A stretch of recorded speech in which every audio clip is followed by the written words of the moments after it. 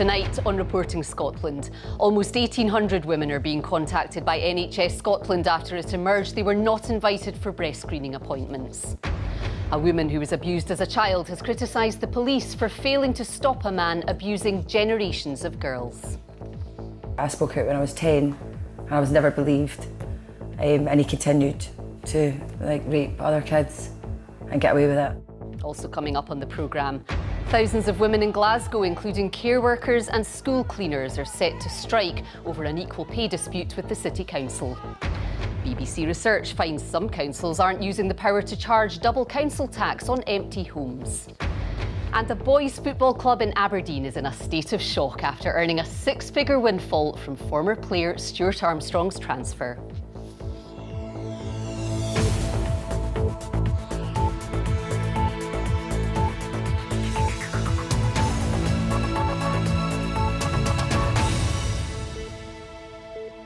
Hello, good evening. More than 1,700 women across Scotland aged over 70 are to be invited for breast screening after a review showed they hadn't been offered their final appointment.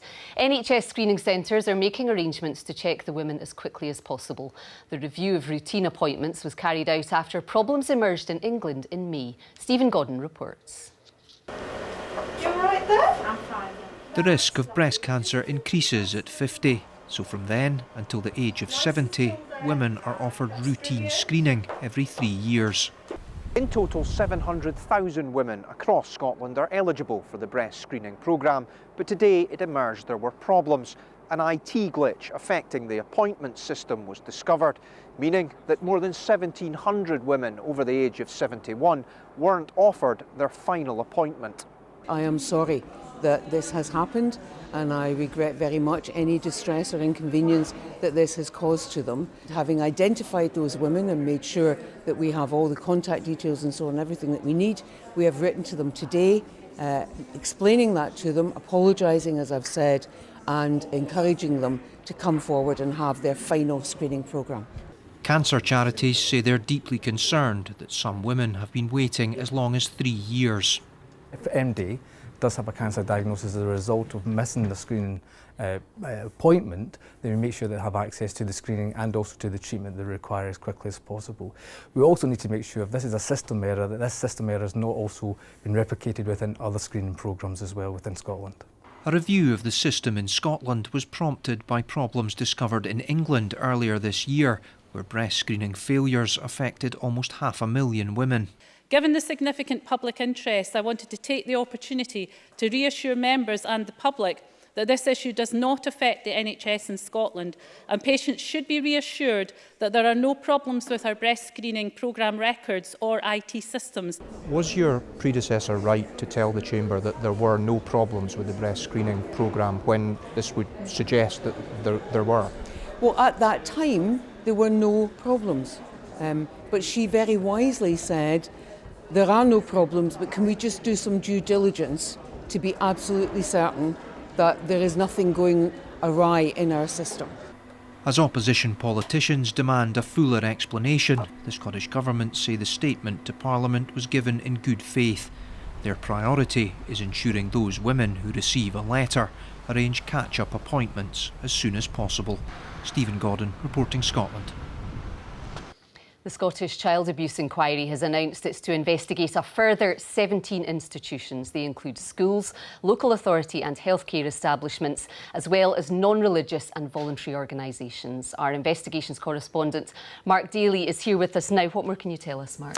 We've been hearing a lot about this inquiry over the past month. This is, of course, looking into historical allegations of abuse at our residential institutions in Scotland. And just over a week ago, announced that it would be looking into male religious orders, such as the Catholic Benedictine order, who ran the Fort Augustus School in the Highlands. But today, rather unexpectedly, announced that it would be investigating a further 17 institutions. The full list can be seen on the BBC website. There's a mixture of religious and non-religious homes and schools, but it contains some well-known institutions, including the Donaldson School for Deaf Children in Linlithgow, the Queen Victoria School in Dunblane, And there's one other institution on that list which is of particular interest to our investigations team. Yeah, here. one of these institutions, Mark, is Lagery Children's Home. What more can you tell us about that one in particular? Yeah, Lagery Children's Home, it's a place that most people won't have heard of. It's on the banks of Gairloch in Rue, Helensburgh.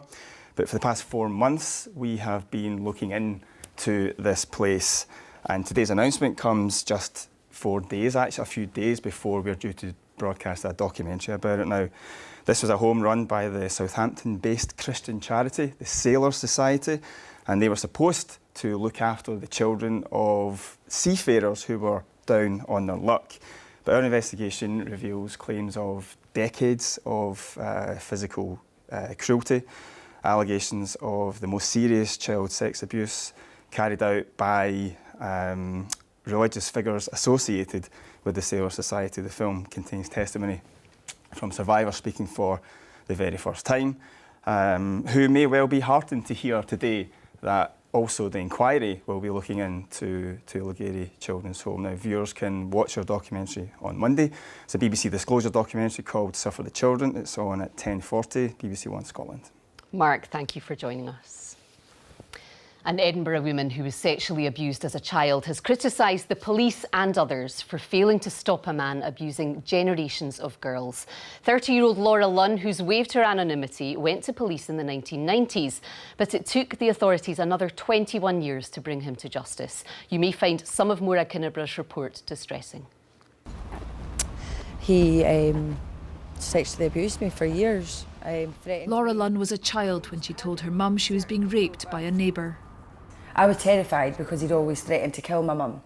She was interviewed by police and social work, but the man who abused her was not stopped. Just a predator. He went on to target other girls for another 20 years. I spoke out when I was 10 and I was never believed. And he continued to rape other kids and get away with it. I was almost punished for telling the truth about what this man had done to me. Do you know what I mean? And then no believed for 21 years. It split my whole family up. It ruined my life. For 45 years, David Scott sexually abused children. Jailed for 12 years this May, the judge said he'd created a culture of fear to abuse generations of girls.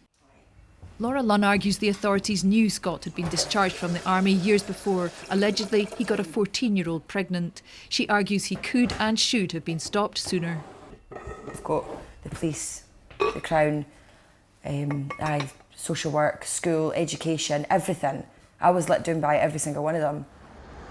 The police have said the case was fully investigated at the time, but due to a lack of corroboration, no charges were brought. The Crown has said it now has specialist prosecutors and a unit dedicated to sex crimes. Edinburgh Council has said allegations of abuse are taken extremely seriously. An absolute monster, disgusting monster, evil. And I do believe that the only reason he got away with it for so long was because the police just didn't do their job.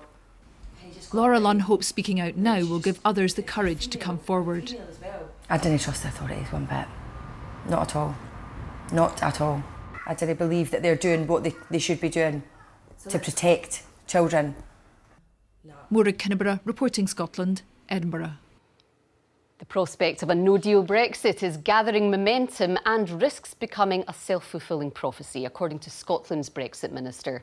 Mike Russell was in London today for talks with UK ministers. Earlier, the UK government warned no deal could mean driving licences won't work alone in Europe and free mobile roaming would no longer be guaranteed. From Westminster, here's our political correspondent Nick Eardley. Huge parts of daily life are influenced by EU membership, from how we get our food and goods from the continent to how much it costs to use your mobile phone on a trip to Europe. Roaming charges were abolished by the EU in 2017, but some in the travel industry had expressed fear that those massive charges could come back after Brexit. Today the UK government admits that data-free roaming would no longer be guaranteed. They say some companies have promised not to bring back charges, and if they need to, they'll legislate to cap any extra costs at £45. The UK Cabinet held a special Brexit meeting today. Departments were told to engage with the Scottish Government, but the focus was preparing for no deal, and papers show more about what UK ministers think might happen. They warn UK drivers may need a permit to drive in Europe. There's a warning passports will have to be valid for 6 months for anyone travelling to many EU countries. New blue passports will be issued from late 2019, and some products will have to be retested before they can be sold on the continent. I think a no deal is not a good outcome for Scotland, but we can't pretend that no deal isn't within the range of possibilities, and it would be irresponsible not to make preparations for that, given the timescale that we have. And that prospect of no deal is being discussed in the corridors of power. UK ministers believe they are making progress in Europe. Yes, there are still big unanswered questions, but privately, members of the Cabinet are more optimistic than they have been that a deal is within reach. But then potentially an even bigger challenge. As we've seen all this week, many in here have real concerns about what the PM might come back with, and they simply won't vote for it. The Scottish Government now says no deal is a realistic prospect. There is a real problem with this in the time and effort and resource that it's absorbing. And of course there is a danger that that becomes self-fulfilling. Organisations and businesses are preparing for a no deal. If the momentum behind that were to continue to increase, then it might just happen. The impact of Brexit on phone charges is just one of the many changes we could see. There are many more still to be discussed. Big questions remain unanswered. Nick Eardy, reporting Scotland, Westminster. A man has been convicted of murder almost 25 years after the incident first took place. Jagtar Singh was found guilty of murdering 38-year-old Ansar Shah in the car park of a restaurant in Ayr in October 1993. Today at the High Court in Glasgow, 51-year-old Singh was sentenced to life in prison and he was ordered to spend at least 17 years behind bars. The mother of a child hurt when a smartboard fell on him at a new school in Dumfries has described the situation as appalling. Jack Hall was left bruised in the incident at Northwest Community Campus last Friday. Elaine Hasty, Jack's mum, claims no one from the school or Dumfries and Galloway Council told her how her son was injured. A spokesman for the local authority said someone has spoken to Ms Hasty twice since the incident. The school has remained closed since it happened for safety checks. The sister of a man shot dead outside his home in North Lanarkshire has made an emotional appeal for help to find his killer. 32-year-old Gary Moore was repeatedly shot outside his home in Gartness near Airdrie last week. Police said a man got out of a white Skoda Fabia, fired a handgun and fled the scene. They say no one has come forward with any information about the shooting so far, even though it was in a busy residential area. He was a son, brother, father and uncle. Life for us will never be the same again without Gary in it. I was at one of his yoga classes on Tuesday night, never knowing that the next time I would see him, he would be dying in my arms. Thousands of women in Glasgow, including care workers and school cleaners, are set to go on strike. It's over what they say is the failure of the council to solve a long-running equal pay dispute. The council says it's been working with the union to try to resolve a complicated problem, and strike action won't speed this up. Here's our local government correspondent, Jamie McIver. They're frustrated, angry, and feel talks are gridlocked. As their union prepared to announce the result of the strike vote, a big demonstration was underway by the council's headquarters. This is a complicated dispute, but at its heart there's a simple issue. Women paid less than men doing jobs of equal value. The level of frustration and anger is indescribable at this point. They have suffered a decade of institutionalised discrimination, and this protest today is the tip of the iceberg. The strike ballot is the tip of the iceberg. This is women fighting back. The dispute stems from the way jobs were graded several years ago.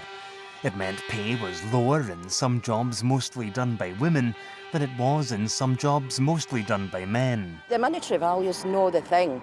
The thing is, it's the injustice that we have been done, right? We are entitled to that money. We've been fighting for 2006. And we've got to get our money. We've got to get it. There's no doubt many of the women are angry and frustrated about what they see as the lack of progress solving this issue. But the council argues that industrial action will achieve nothing. The council wouldn't do an interview today, but says it will make an offer to the women in December. It says the union knows full well a strike won't speed this up. The strike dates will be announced later, and another union, Unison, is also balloting its members. If they vote to go on strike too, the two unions will coordinate the action. Jamie McIver, reporting Scotland, Glasgow. You're watching BBC Reporting Scotland. It's 16 minutes to 7. A reminder of tonight's top story. Almost 1,800 women are being contacted by NHS Scotland after it emerged they were not invited for breast screening appointments. And still to come, there's criticism that a landslip on the edge of the A9 trunk road had been left undetected by the government's maintenance company for weeks.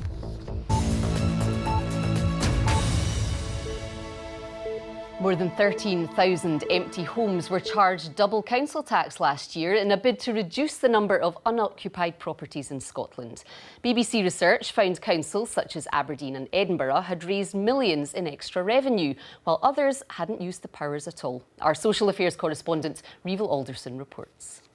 So this is your house? Yes. In the past, Maureen Dixon received a council tax discount for her small 3-bedroomed house in Arbroath, which is lying empty. But now Angus Council has used its powers to double her bill. For a couple of months we didn't have to pay anything, and then now we're having to pay the full whack, which is here we're on Band B, and it was 114, but we're now having to pay 228. We're paying double council tax here, plus we're having to pay for our own house across the road. Regulations allowing councils to charge 200% on properties unoccupied for more than a year were introduced 4 years ago. Housing charities say there are 37,000 empty properties across the country. More than 15,000 have been empty and unoccupied for more than a year, allowing councils to charge double tax. Those doing so have raised almost £36 million in the past 4 years. Housing charities say authorities should use the powers but also help owners improve or sell their properties. I would encourage all local authorities to look at this policy and look at it to see what is the spirit of the council tax policy, and the spirit of this legislation is to unlock empty properties, use it with discretion, encourage owners to come contact the local authority where they're being charged this extra 100% charge on their council tax and say, look, this is what we can do to help you and support you. At the moment they're starting to do a lot of work on the sandstone. They're going to be doing repointing. These two Victorian homes under renovation in Kilmarnock have been empty for 20 years, but the council here preferred to use the carrot rather than the stick of double tax. We've now created a full team to support this endeavour, so we've got an empty homes officer, we've got teams that are helping people with restoration, we've got a team to help people seek funding, so I think it really would have been counterproductive had we employed these measures before having a team like that in place.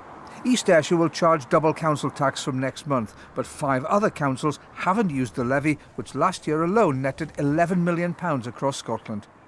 Revel Alderson reporting Scotland, Kilmarnock. Ahead of their party conference, the UK leader of the Liberal Democrats says he wants to make it harder to bring about Scottish independence. Sir Vince Cable's advocating adding a new hurdle to the process by having a further vote after any second referendum. Here's our Westminster correspondent, David Purser. Vince Cable and his party are having to adapt. He and his MPs used to be in government, helping shape events directly. All that's now changed, but developing policy goes on. On that key Scottish issue, the Constitution, a clear commitment to the Union, and this warning to the nationalists. Vince Cable wants to make independence harder. If there ever were in future a referendum on Scottish independence and people voted for it, I think they would themselves have to accept that there should then be a confirmatory vote at the end. And that would be the way referendums are conducted, conducted places like Switzerland, which use these things commonly. But a softer tone on the other key issue of the moment, Brexit. A willingness to join forces and form an alliance with the nationalists and take the argument directly to Michel Barnier. We do have a common position with the SNP in supporting Britain remaining in the single market and the customs union, and I'll be working with Mr Blackford. We're going to see Barnier in Brussels and make that case, but we would like the SNP to come off the fence on the people's vote, because this is absolutely crucial and they haven't got there yet. Vince Cable is to stand down as Lib Dem leader probably next year. He described his Scottish deputy, Jo Swinson, who appeared in the Commons with her young son Gabriel today, as brilliant. But he won't be drawn on whether she should succeed him. David Porter, reporting Scotland, Westminster. There's criticism that a landslip on the edge of the A9 trunk road had been left undetected by the government's maintenance company for a number of weeks. Bear Scotland says it's a rare occurrence and the road is safe, but there are calls for the safety inspection regime to be reviewed amid claims the A9 north of Inverness is being neglected by the authorities. Jackie O'Brien reports. The A9 carries thousands of people to and from the far north each day. It's vital for goods and services and, increasingly due to maternity cuts, the precious cargo of babies. Molly was nearly born on the trunk road after her mother was forced to make the journey to hospital in Inverness in labour. You're worrying because you don't know how quick your labour's going to be, you just don't know what's going to happen. And I think it probably puts a lot of mums off to start a family. Local fears have been heightened by concerns over the maintenance of the road, which has been partially closed in Sutherland due to a landslip which appears to have been missed by the government's road contractors, Bear Scotland. Well, you can see just how close this landslip came to taking part of the busy A9 with it. And questions are now being asked as to how weekly safety inspections failed to spot it. It's quite obvious this is a serious failure that came out of the blue, and so it's just down to providence that we haven't had a serious incident, which actually would have been a large major incident if the road had been completely washed away here. And as we stand here, we're seeing lorries pass perilously close to the edge. That's correct, and the phrase lifeline route is sometimes overused, but this is a lifeline route.